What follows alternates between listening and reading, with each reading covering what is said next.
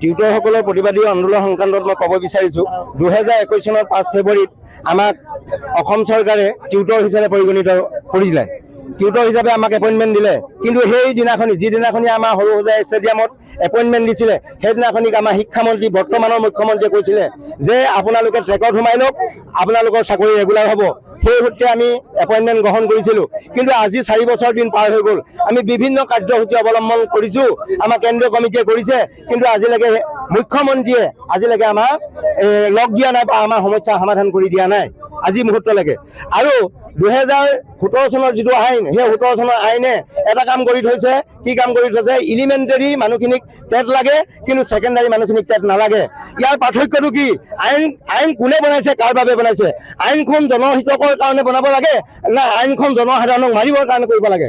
গতিকে মই এই প্ৰসংগতে, এই মঞ্চতে, এই এপাহতে এইটো ক'ব বিচাৰোঁ যে আইন আমাৰ 17 চনৰ আইন সংশোধন কৰি হ'লেও আমাক টিউটৰৰ পৰা টিচাৰ কৰিব লাগে। এইটো আমাৰ মূল দাবী। আৰু দ্বিতীয় কথা হ'ল কি, একেখন বিদ্যালয়তে আমাৰ টিউটৰসকলক বোলে বেলেগ স্কুলত এপইণ্টমেণ্ট দিছে, টিউটৰসকলে পঢ়োৱা স্কুল, কিন্তু আমাৰ একেখন স্কুলতে এছামে 70-80 হাজাৰ 90 হাজাৰ দৰমহা পায়। আমি 10 হাজাৰ 12 হাজাৰ টকা দৰমহা পাওঁ। আমি 10 হাজাৰ 12 হাজাৰে আমি ল'ৰা ছোৱালী কেনেকৈ পঢ়াওঁ, ঘৰ সংসাৰ কেনেকৈ চলাওঁ? গতিকে আমি সমকামৰ সমমৰ্যাদা আমাক লাগে। যদি সংবিধানত সমকামৰ সমমৰ্যাদা আছে, সেইটো ইমপ্লিমেণ্ট কৰিব লাগে। আমি টিউটৰ হিচাপে ডিমাণ্ড কৰিছোঁ 17 চনৰ আইন সংশোধন কৰি হ'লেও আমাক ৰেগুলাৰ কৰিব লাগে। এইখিনি আমাৰ দাবী আছে।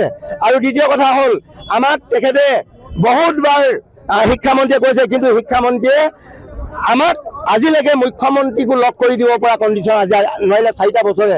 গতিকে আমি শিক্ষামন্ত্ৰীৰ ওচৰত কেনেকৈ আশা কৰিম? গতিকে মুখ্যমন্ত্ৰীয়ে আমাক লগ কৰি, আমাক গণতান্ত্ৰিকভাৱে লগ কৰি, তেওঁ হ'ল আমাৰ অভিভাৱক। গতিকে অভিভাৱক হিচাপে আমাক লগ কৰি আমাৰ সলিউশ্যনৰ এটা সূত্ৰ দিয়ক। গতিকে আমি নহ'ল যেতিয়ালৈকে তেওঁলোকে নিদিয়ে তেতিয়ালৈকে কিন্তু আমাৰ গণতান্ত্ৰিক আন্দোলন আমি কৰি থাকিম। আৰু আমি আমাৰ জাষ্টিছ আমি বিচাৰিমেই। উই ৱান্ট জাষ্টিছ। আমি জাষ্টিছ বিচাৰিমেই। আমাক লাগিবই। প্ৰয়োজন হ'লে আমাক গুলিয়াই মাৰক, ইয়াত প্ৰয়োজন হ'লে আমাক জ্বলাই দিয়ক, কিন্তু আমি আমাৰ প্ৰাপ্য পাবই লাগিব। গতিকে নিযুক্তি পত্ৰ পালোঁ, কিন্তু আমি কৰি আছোঁ 93-94 তেনেকুৱাৰ পৰাই আমি কৰি আছোঁ।